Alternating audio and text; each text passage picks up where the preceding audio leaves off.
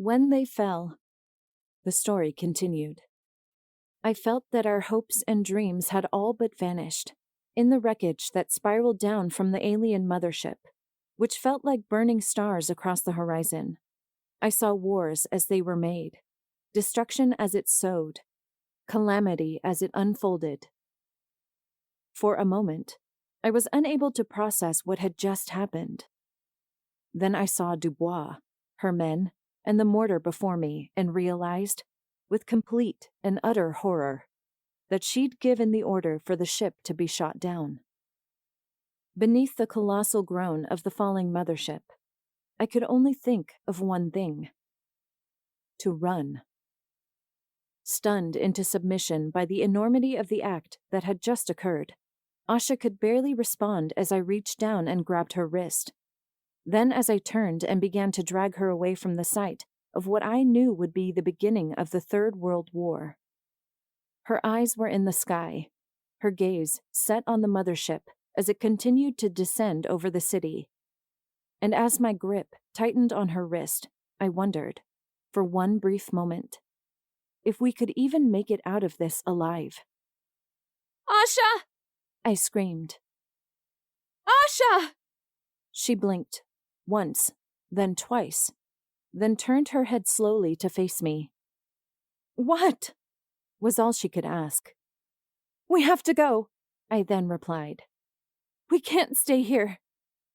"But what about—" She was cut off as a trumpeting noise unlike any I had ever heard blasted through the air to herald the arrival of our destruction. Shortly thereafter, a beam of light cut across my field of vision and struck Burgundy Hospital head-on. The beam, whose sole purpose lay in rendering everything beneath its touch obsolete, sent shards of debris sailing throughout the air and into the world around us. Concrete, glass, metal beams, steel frames, all began to rain upon us as if Armageddon itself had just begun. Marianne, who'd been standing and watching the events unfold before her in horror, could only scream as what had been her home for the past 6.5 years was destroyed before her eyes. "Marianne!" I cried. "Marianne! No! The girl screamed.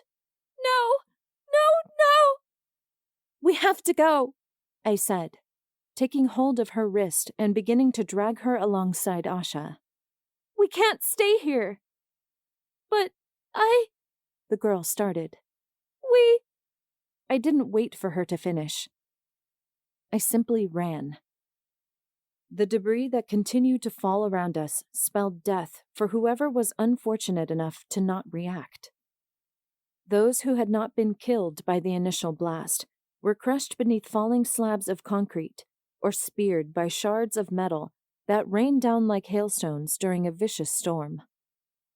Screams lit the air, only shadowed by trumpets within the sky, and in that moment I realized that we were some of the lucky ones, those that had happened to be outside the building before it had been struck by the world-rending device known as the Harvester's lasers.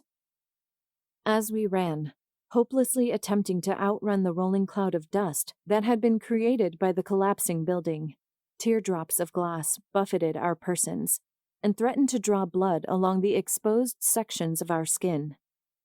Asha swore. Marianne cried out. But we didn't stop running. No. To stop would spell certain death, and after everything I'd been through, I was not about to give up and die.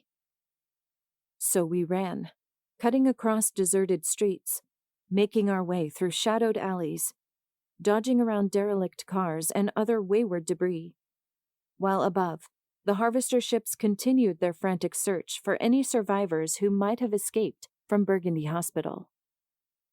Though try as I may, I couldn't keep their thoughts out of my head.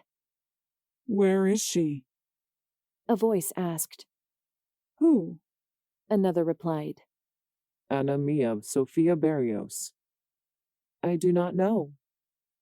"We must locate her, now, before it's too late."